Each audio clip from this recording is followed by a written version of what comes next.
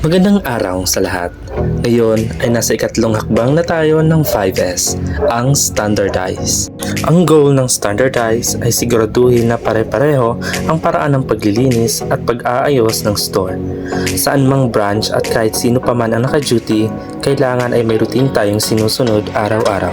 Narito ang mga daily standard practices namin sa store. Una, sa display area. Ayusin ang mga sample shirts at items gaya ng mga brochures at A4 laminated ready design at dapat nakaayos at nakaharap sa customer.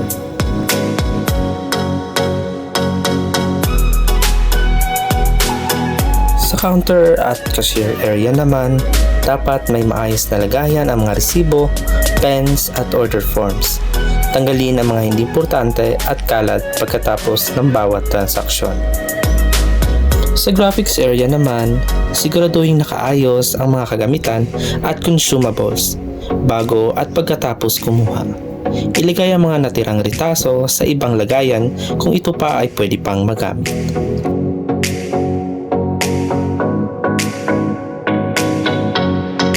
Production.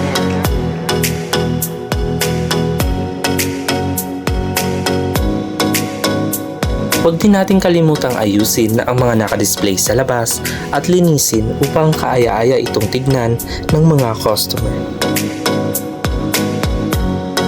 Lagi nating tandaan, ang malinis at maayos na store ay sumasalamin sa ating serbisyo. Sa pamamagitan ng Standardize ay mas madali, mabilis at profesional ang ating galaw bilang isang team.